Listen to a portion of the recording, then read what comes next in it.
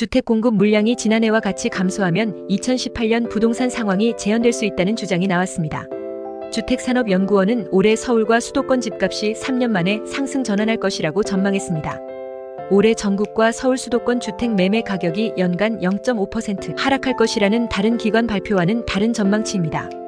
주택산업연구원은 최근 몇 년 동안 주택 공급량이 크게 감소했으며 특히 2020년부터 2024년까지의 5년간 주택 수요에 비해 86만 호가량의 공급 부족이 누적될 것으로 내다봤습니다.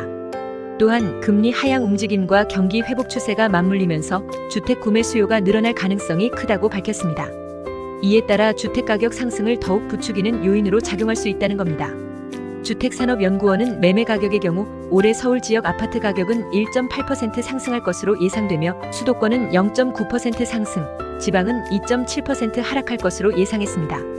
특히 일자리가 많은 지방광역시에서는 9월 10월경에 강세로 전환될 가능성이 크다는 겁니다. 주택 전세 가격은 서울 2.3%, 수도권 2.5% 상승할 것으로 예상되며 지방은 1.7% 하락할 것으로 전망했습니다.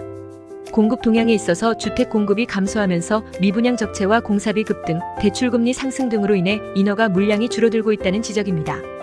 이 같은 현상은 주택 가격 상승의 주요 원인 중 하나로 작용할 것이라는 전망입니다.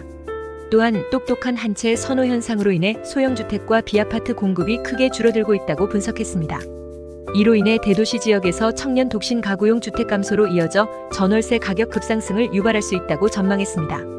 주택산업연구원은 주택 공급이 계속 감소할 경우 2025년에서 2026년의 집값 폭등이 재현될 가능성이 크다고 경고하면서 당장 주택 공급 활성화 대책을 시행해야 한다고 강조했습니다. 이 같은 주택산업연구원의 주택시장 전망은 다른 기관 전망치와는 차이가 있습니다. 한국건설산업연구원은 최근 올해 주택 매매가가 전국 수도권 지방 모두 0.5% 하락하고 전세가는 전국 기준 2.6% 오를 것으로 예상한 바 있습니다. 건설산업연구원은 아파트값이 여전히 비싼 수준이고 하반기 금리 인하 속도가 시장 기대보다 더딜 것을 고려하면 주택 매매가 하락세가 이어질 것으로 내다봤습니다.